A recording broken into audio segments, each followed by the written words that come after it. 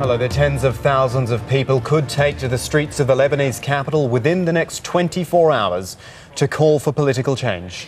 The leader of Hezbollah and his allies have had enough of the political impasse in the country and called for mass protests. Hassan Nasrallah wants the current government out and a new national unity government put in its place. Michael Sullivan reports. There has been tangible tension on the streets of Beirut for days as Lebanon awaits the promised show of strength by Hezbollah, which is demanding a greater say in its government.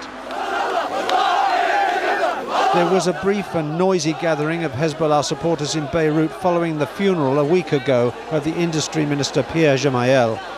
But Hezbollah leaders damped it down, declaring that they would bide their time and allow passions to subside before mounting their own show of strength. They were angered by remarks about Hezbollah and its pro-Syrian sympathies made by speakers at a huge nationalist rally in Nata Square in Beirut on the day of the funeral. Now the organised demonstration has been called for tomorrow, Friday. Hezbollah's leader, Sheikh Hassan Nasrallah, announced it in a televised address. I call upon you all to attend, to participate, to be there in the popular people's peaceful rally and the open setup that will commence at the afternoon of Friday in the heart of Beirut. The Lebanon government's beleaguered cabinet, weakened by resignations that Hezbollah says renders it illegitimate, has been deciding how to cope with tomorrow's promised mass gathering. This government is legitimate and enjoys a clear parliamentary majority as well as a clear popular majority. It also enjoys the support of all the Arab world except Bashar al-Assad's Syria, and it enjoys a special place by the international community. Lebanon's political passions threaten to reach new heights now. Tomorrow's demonstration may be peaceful, but its demands are for the dissolution of the present government and its replacement by one which would lean towards Syria and away from the West. Michael Sullivan, Al Jazeera. Well, earlier our Beirut correspondent Zaina Khoda spoke to Rami Rais, a member of the March 14 movement, and asked for his opinion on Nasrallah's call for demonstrations on Friday. Those demonstrations come at a time when there is tense. There has been incitement for like 3 months now, not based on actual facts, rather on rumors. And of course, Hezbollah is an armed party, and we think that an armed party, when it threatens to go down to the streets, is different than a peaceful regular demonstrations. And this is why we hope that the incitement which has been done for the last few months would not help the people explode their tension back in the streets and turn this demonstration from a regular peaceful demonstration into riots and civil strife. But in his speech, Hassan Nasrallah made clear he called on his supporters to make sure that they will not carry any party flags, they will carry the Lebanese flag, they will not carry any posters that will incite any or provoke any group, and that they will be carrying posters calling for national unity. How would you react to that? Fine. This is a first good step. However, as we have said, there have been some incidents earlier whereby the Hezbollah supporters have went down to the streets in protest to certain issues, and they went out of control. This is what we are trying to say. When you keep on inciting a certain group of people for 2 or 3 months and then you send them down to the streets, it's not necessary that it's not definite that you can exercise the full control over them. If this demonstration stays in a peaceful way as it is designed, then this is fine. If but not, the March 14 held a rally here in downtown Beirut only a week ago during the funeral of the slain minister, and no disturbances were reported. Of course, Why is it different this time? Because the March 14th movement is not armed. The March 14th movement has reached a stage whereby it was capable of introducing huge democratic changes peacefully, and we do hope that the same applies for tomorrow's protest. However, we warn that the tense situation which is in the street between the Lebanese political groups would not lead to any riots or civil chaos, and we warned our supporters not to be involved in any sort of civil differences with the protesters, whether tomorrow or any other time. So political upheaval looms in Lebanon, and meanwhile in neighbouring Jordan, the US president has been meeting his ally in Iraq. 24 hours ago, Prime Minister Nouri al-Maliki cancelled his meeting with George Bush. Yes, that was after a Shiite faction pulled out of the government in protest.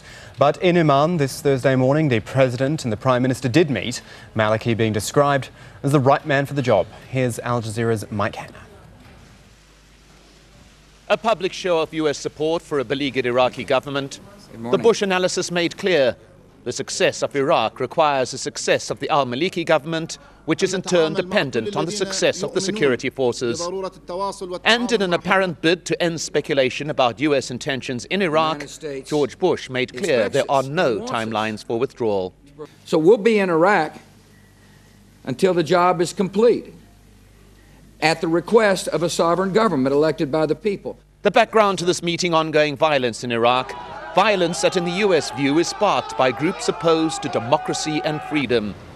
The way to deal with them, George Bush believes, is through strong security force clampdown rather than negotiation. The substantive part of the morning's talks, a decision on how the transfer of responsibility for security can be accelerated to the Iraqi forces. The repeated use of the word acceleration, an unsubtle message to al-Maliki that the US wants it to happen sooner rather than later. And from the Iraqi Prime Minister, a commitment to seek solutions within his country rather than look to the dominant Shia neighbor, Iran. We have reached a political understanding that we need healthier bilateral relations with our neighbors, in addition to the multilateral relations with the regional states. Based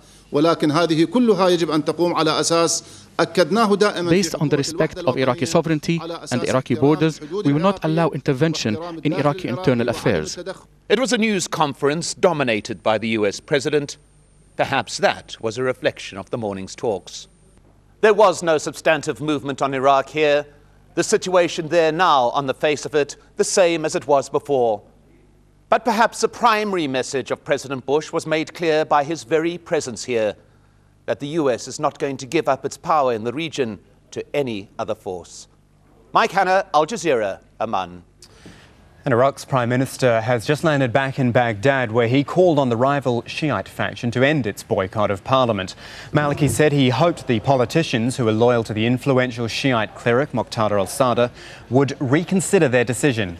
The group of around 30 lawmakers, as well as 5 cabinet ministers, announced on Wednesday that they were suspending their membership of parliament in protest at Maliki's meeting with Bush.